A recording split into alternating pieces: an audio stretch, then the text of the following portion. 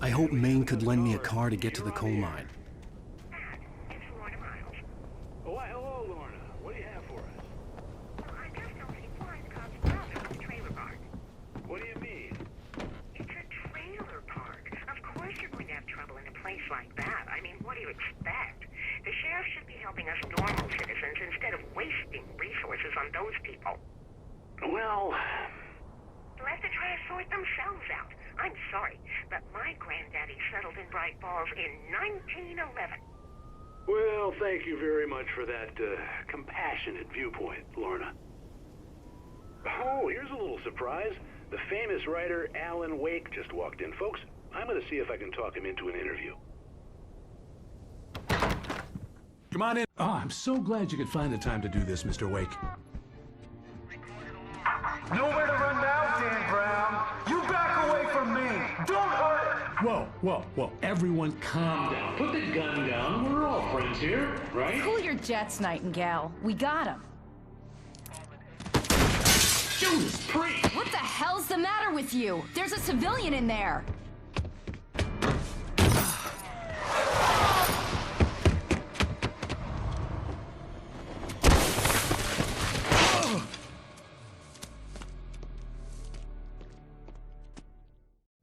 I'll get you yet, even if it kills me. You hear me? You hear me, H.P. Lovecraft? I had fallen off so many cliffs it was ridiculous. That's what you get for naming a book The Sudden Stop. It was probably good I hadn't had the chance to tell Maine where I was going. I'd have to lose the cops and find my own way to the mine.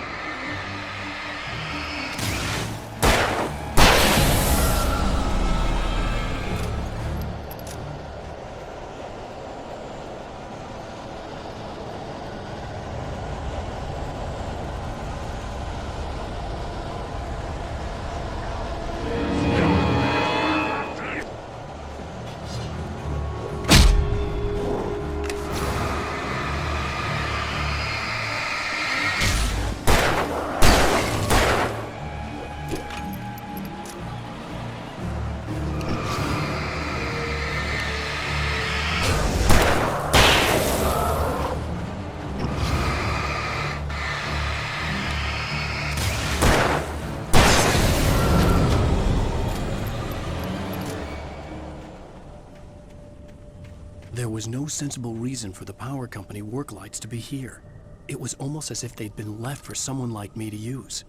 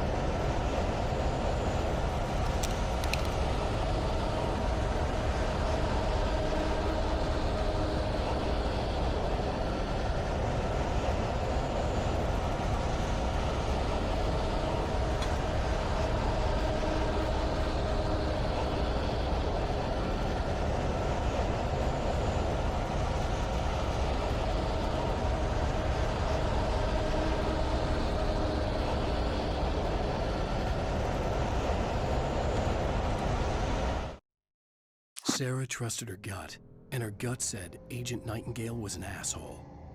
He felt wrong, and it wasn't just the smell of stale booze.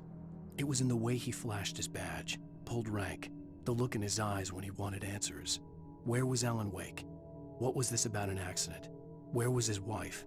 And most importantly, why did she let Wake go? He wouldn't answer her questions. Federal business was all he'd say.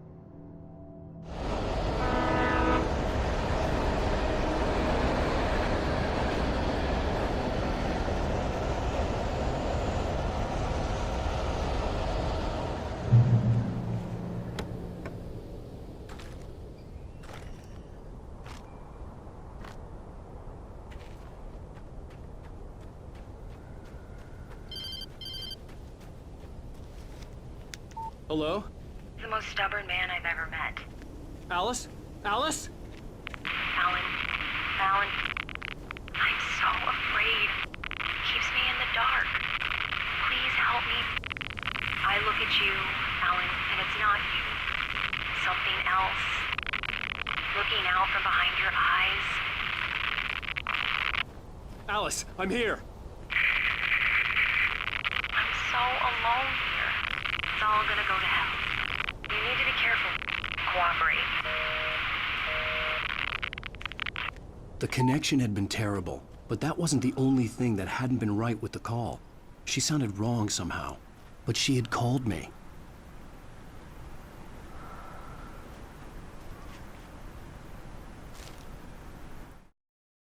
The pipe wrenched itself loose from the bridge's steel framework. Wrapped in darkness, it floated in midair, twitching. For a moment, I didn't understand what I was looking at. The heavy object lurched at me with impossible force. I threw myself out of the way, but just barely. When I turned my flashlight on it, it shook in a dark rage before it flew at me again.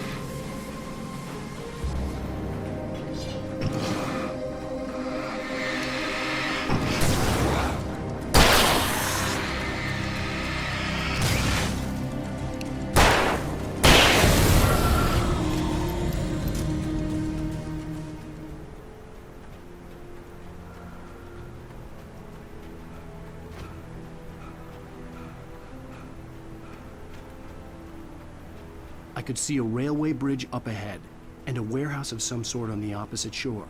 I hoped I could find a car from there.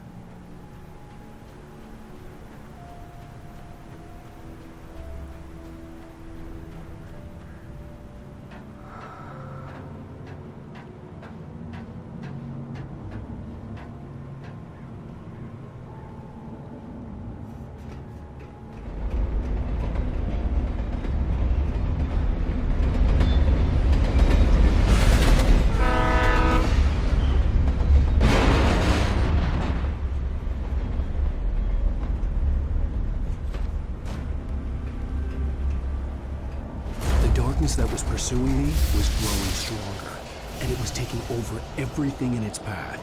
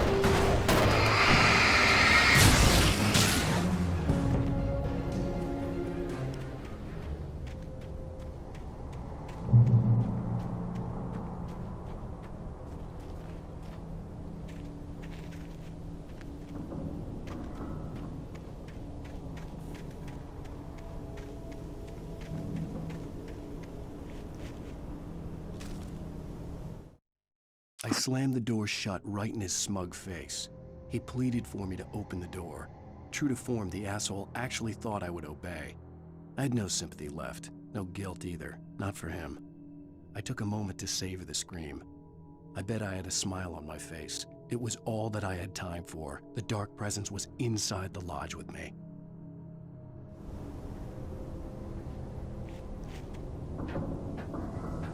As a teenager, just starting to get interested in writing, Stephen King had been a source of inspiration to me. I thought about all the inanimate objects that had come to life in his books. No one is safe in a good horror story, certainly not the protagonist. That's what makes them fun. This was anything but. The darkness could possess anything, and it was getting closer.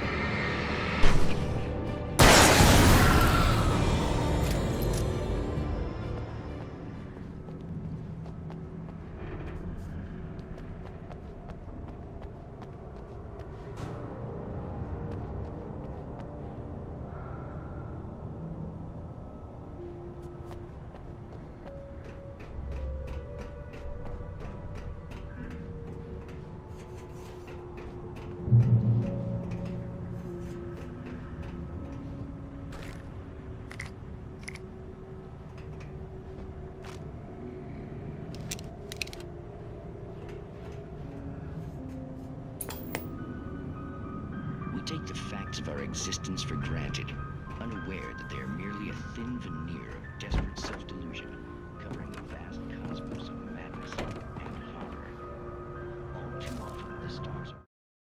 The darkness surged towards me, sucking everything loose from the ground into its depths, tugging at my clothes.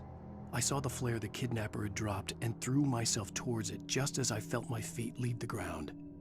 The darkness embraced me with the force of a tornado. Somehow I managed to light the flare. The darkness roared and cast me away. I fell toward the dark waters of the lake far below. In night springs.